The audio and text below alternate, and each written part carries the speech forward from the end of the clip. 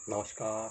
Social कॉन्जी में आपका स्वागत है। बिहार के चुनाव घोषित हो चुके हैं और अब की बार की कोई वेव, कोई लहर अभी तक किसी की फेवर में दिखाई नहीं दे रही है। कल राजद की ओर से तेजस्वी यादव ने 10 लाख सरकारी नौकरी देने का वादा किया। ये नौकरियां कहाँ से पैदा होंगी और इन 10 लाख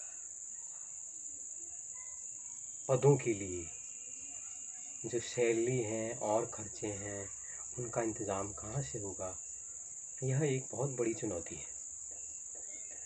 बाकी रहा राजद का सवाल, उसमें जो चिराग पासवान हैं लोक जनशक्ति पार्टी के, वो खींचातानी में लगे हैं। मेरे को लग नहीं रहा है इतनी बार वो जो सीटें उनको मिल रही हैं उस पर वो संतुष्ट हो पाएंगे।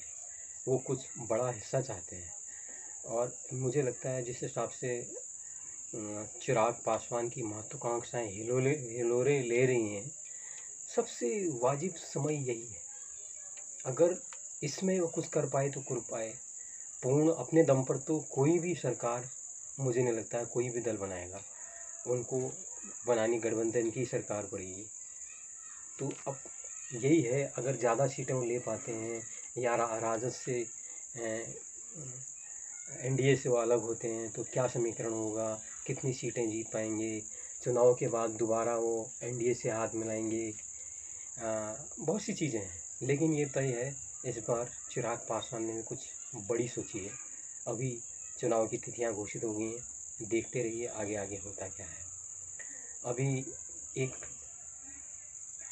वरिष्ठ पुलिस अधिकारी गुप्तेश्वर पांडे भी नौकरी से इस्तीफा देके राजनीति में आ चुके हैं और कल ही उन्होंने जनता दल यूनाइटेड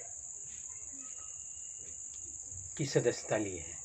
इसलिए ये माना जा रहा है शायद वो अपने गृह क्षेत्र से विधायक का चुनाव लड़ेंगे। अगर नीतीश कुमार अपनी सरकार दोबारा बना पाते हैं तो ये भी तय है कि शायद उसमें गुप्तेश्वर पांडे को मंत्रिमंडल में भी कोई जगह मिल जाए। लेकिन ये सब भविष्य के गर्भ में है। वहाँ पर भारतीय जनता पार्टी की हालात और उससे बेहतर नज़र आती है। लेकिन जो अभी देश में किसान विरोध चल रहा है और मसलों पर जो बाकी विपक्षी पार्टी एक हो गए हैं, उससे थोड़ा सा उनको एक सेटबैक वाली सिचुएशन उनके लिए ज़रूर हुई है, ये ज़रूर मानना पड़ेगा। लेकिन किंग मेकर की भूमिका में भारतीय जनता पार्टी रहेगी और लगता नहीं है कि वो जनता दल यूनाइटेड के अलावा किसी और की तरफ हाथ बढ़ाएगी। लेकिन राजनीति में कुछ भी असंभव नहीं है। बिहार चुनाव के बाद राजनीति किस करवट बैठेगी, यह बहुत देखने वाली बात होगी। सबसे दुख की बात यह है, जो इतनी पुरानी राष्ट्रीय स्तर की पार्टी है इंडियन नेशनल कांग्रेस, उसकी हालत बहुत दयनीय है। वह बिहार में भी अपने दम पर चुनाव लड़ने की हालत में नज़र नहीं आते हैं। वहाँ पर अब उनके पास वो नेता भी नहीं रहे जो पहले थे। लेकिन अभी शत्रुघ्न सिन्हा कांग्रेस में है तो शायद शत्रुघ्न सिन्हा का फ़ायदा इनको उठाना चाहिए था। ये भी एक देखने वाली बात है। साथ में यशवंत सिन्हा ने भी एक गठबंधन बनाने का प्रयास किया है, लेकिन यशवंत सिन्हा अब एक बूढ़ा घोड़ा बन चुके हैं। तो इसलिए कोई भी मुझे नहीं लगता उन पे दांव लगाएगा। और जो नए वोटर हैं, जो युवा वोटर हैं बिहार के, वो लगता नहीं है कि वो यशवंत सिन्हा से परिचित होंगे।